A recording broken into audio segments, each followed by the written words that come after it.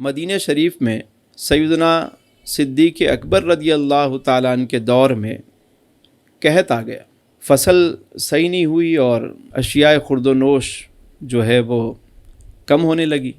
تو اسی دوران سیدنا عثمان غنی رضی اللہ تعالیٰ عنہ چونکہ ایک بزنس مین تھے اور آپ کا 1000 اونٹوں پر لدا ہوا مال جو ہے وہ مدینہ شریف پہنچا، اور مدینہ شریف جب وہ پہنچا تو مدینہ کے جتنے تاجر تھے وہ سب جمع ہو گئے۔ انہوں نے کہا عثمان ہم سے 1% پروفٹ لو، یہ مال ہمیں دے دو، کیونکہ ایسا ہی ہوتا تھا جب مال پہنچتا تھا تو تاجر جمع ہوتے تھے، مال خریدتے تھے اور خود بیچتے تھے، یہی تجارت ہے۔ تو وہ کہنے لگے عثمان یہ مال ہمیں دے دو، 1% پروفٹ لے لو۔ آپ نے فرمایا مجھے اس سے زیادہ مل رہا ہے۔ تو دوسرے تاجر نے کہا کہ 2% لے لیں، آپ نے فرمایا کہ مجھے اس سے زیادہ مل رہا ہے۔ تیسرے نے کہا کہ 3% لے لیں، آپ نے فرمایا مجھے اس سے زیادہ مل رہا ہے۔ 5% لے لیں، آپ نے کہا مجھے اس سے زیادہ مل رہا ہے۔ تو وہ تاجر سارے ایک دوسرے کا چہرہ دیکھنے لگے اور پھر کہنے لگے عثمان مدینہ شریف میں ایسا کون سا تاجر اور کون سا بزنس مین ہے جو آپ کو اتنا پروفٹ دے؟ ہم سارے تو یہاں کھڑے ہوئے، وہ کون سا شخص ہے جو آپ کو اتنا پروفٹ دے رہا ہے؟ تو آپ نے فرمایا میرا اللہ، اس کا وعدہ ہے کہ 1 کا 10 دنیا میں اور 70 آخرت میں، یہ جو ہم سنتے ہیں یہ وعدہ ہے اس کا۔ آپ نے فرمایا میرا اللہ ہے۔ ویسے ہی قحط ہے مدینے میں، اشیاء خورد و نوش کی قلت ہے، میں تمہیں بیچوں گا، تم پروفٹ رکھ کے پھر اسے بیچو گے تو مہنگائی کہاں پہنچے گی؟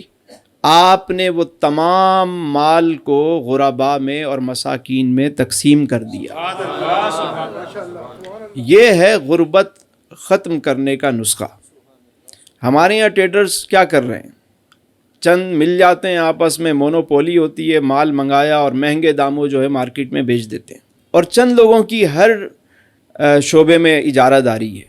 وہ آپس میں بیٹھتے ہیں، وہ ڈنر کرتے ہیں، لنچ کرتے ہیں، بریک فاسٹ کرتے ہیں، برنچ کرتے ہیں اور چیزوں کی قیمتیں طے کر دیتے ہیں، اور پھر وہ ریٹ کھل گئے مارکیٹ کی۔ چاہے چھوٹے کارخانے بند ہو رہے ہیں، چاہے ملک میں یہ بحران پیدا ہو رہا ہے، چھوٹا تاجر چاہے اپنی صنعتیں بند کرنے پہ مجبور ہے، ان کو کوئی فکر نہیں اس بات کی۔ یہ ٹریڈرز دن بدن ذخیرہ اندوزی کر کے اپنے گودام بھر کے جو لوٹ مار کا بازار مچا ہوا ہے، گورنمنٹ سطح پہ تو ہیں ہی نالائکی، اور جو چیزیں ہیں وہ تو سب کے سامنے ہیں، لیکن جو ہماری بزنس کمیونٹی ہے وہ کیا کر رہی ہے اس وقت؟ کیا انہیں کوئی خوف خدا نہیں؟ پھر بعد میں رمضان آئے گا، کوئی اور ایام آئے گا، چند تھیلے راشن کے بانٹ دیں گے کہ ہم نے خیرات کر دی۔ غربت ختم کرنی ہے تو فارمولہ سیدنا عثمان غنی رضی اللہ تعالیٰ عنہ نے دے دیا کہ جب اس طرح کے حالات پیدا ہوں تو اپنے خزانوں کے منہ کھولو، نہ کہ لوگوں پر اور لوڈ ڈال دو۔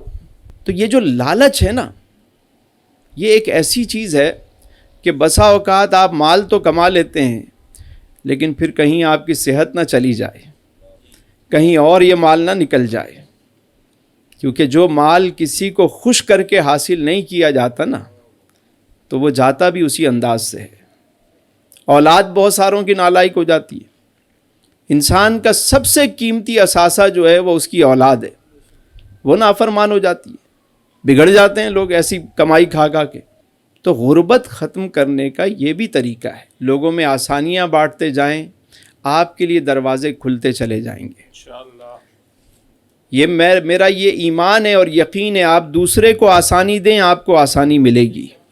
آپ دوسرے کو عزت دے کے دیکھیں، آپ کی عزتوں میں اضافہ ہوگا۔ آپ لوگوں کے لیے پانی کا انتظام کریں، آپ کا پانی کبھی کم نہیں ہوگا۔